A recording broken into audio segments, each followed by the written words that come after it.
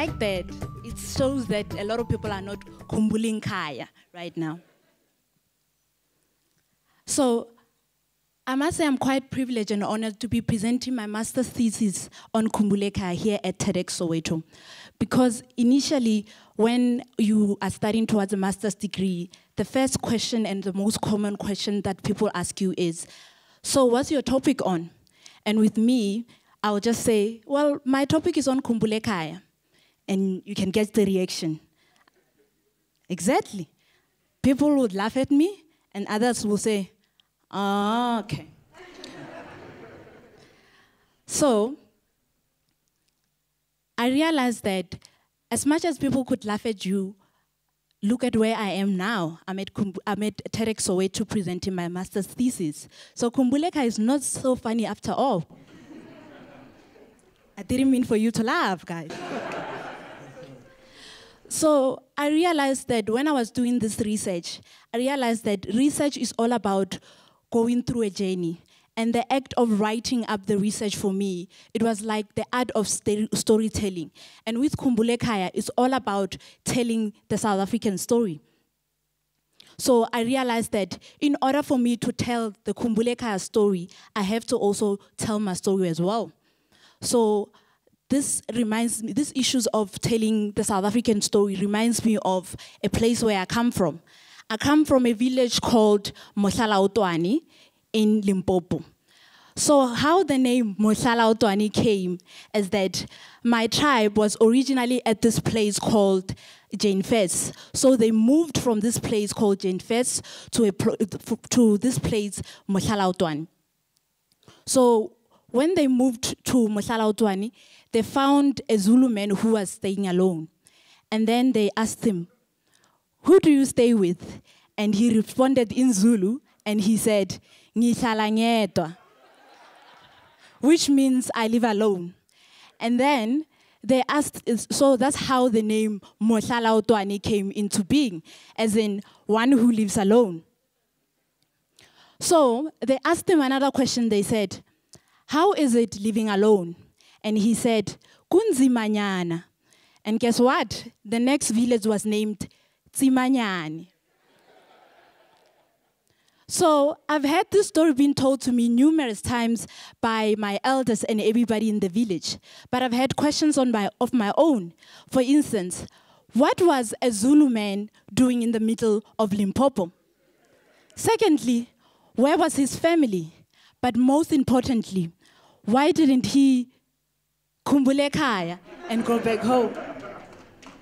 So these questions have made me realize that as society and as humans, we are all about the idea of living together. We are all about living together, and we cannot survive without each other. So we therefore sort of like decide to form small groupings from your friends, from your small unit of the family to the bigger element of nations and communities. So we cannot really survive on our own. So this relates to the Zulu man at Mohlala, because what he said, that I could sum it up by saying that living alone, kunzimanyana. So for those people who do not know what Khumbul'ekhaya is all about, I'll just give you a brief description, and then we'll just watch a small video about it. So Khumbul'ekhaya is one of the biggest, I would say, the biggest show on SABC1. It's watched by roughly 3 million viewers, and it airs on Wednesday night at 9 p.m. So do tune in. So this show is about reuniting the South African family. So anyone can write into Khumbul'ekhaya and ask the producers of the show to help him or her find their relative. So what the producers will do is research where that person could be, and this means that they will use their resources, of course. And then after that, the process of reunification is what makes Khumbul'ekhaya what it's all about. Because as you can imagine, when families meet, some things get revealed, for instance. So a lot of drama is going to go down. For instance, people will be asking questions. So where have you been? And you know, with family gatherings, there will be gossip. So that is what makes Khumbul'ekhaya so interesting. So we're gonna watch a small clip for those who do not know what Khumbul'ekhaya is all about.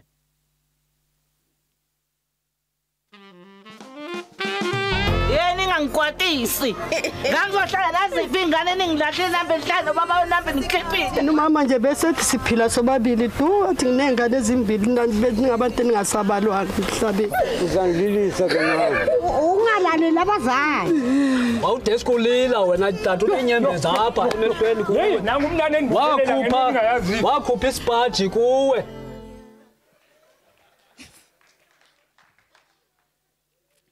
Okay, so for me, when a lot of people hear that I did my research on Khumbul'ekhaya, they always ask me this question: why is Khumbul'ekhaya so popular?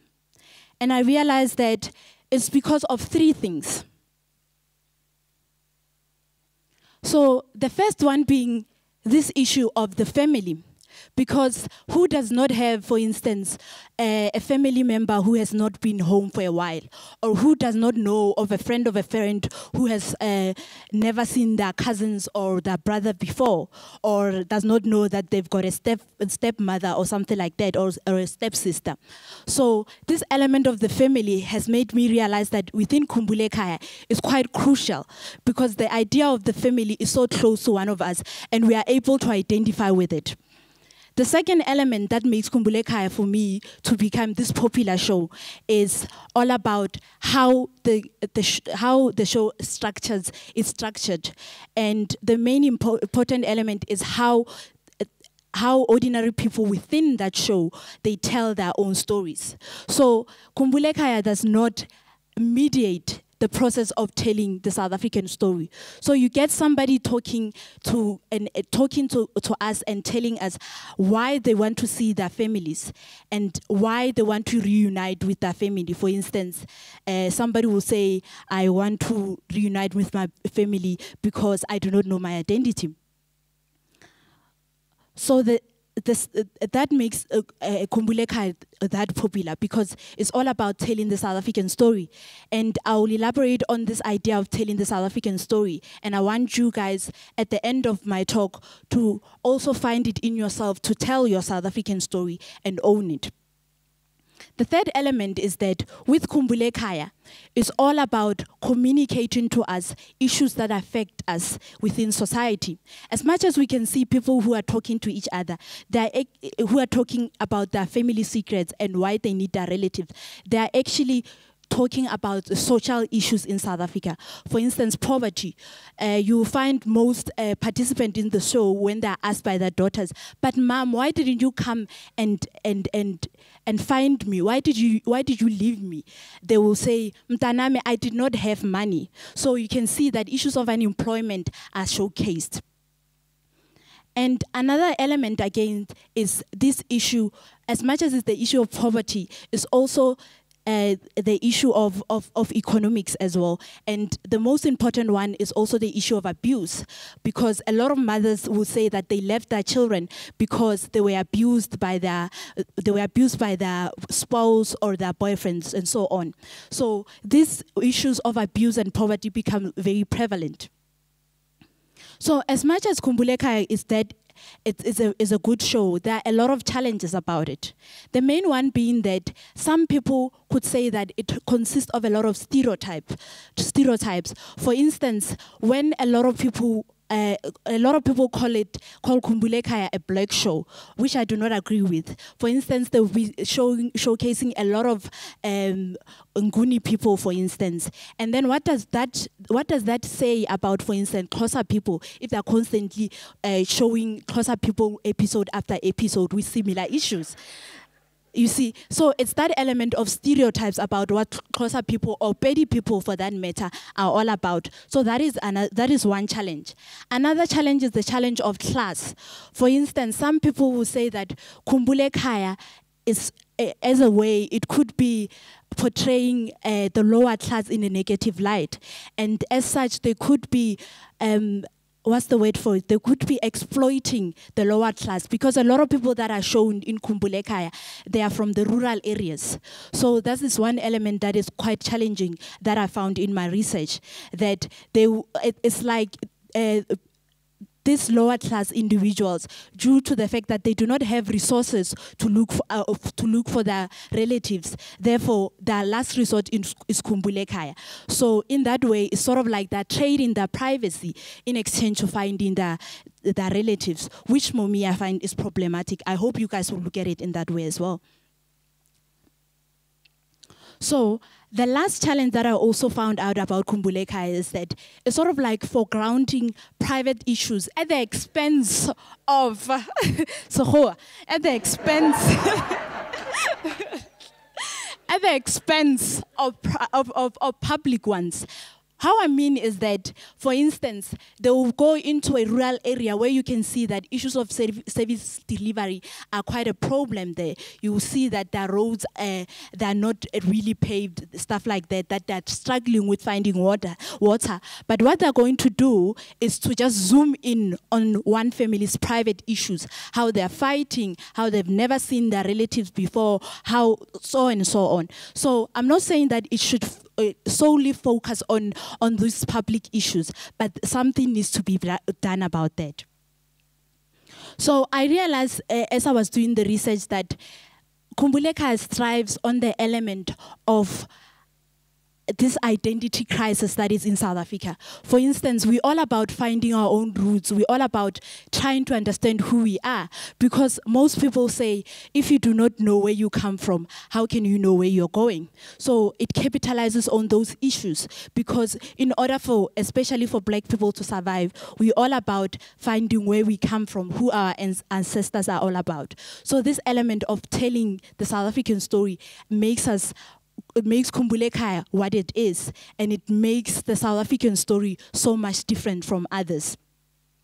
So just in closing, I would like to say that tell your South African story.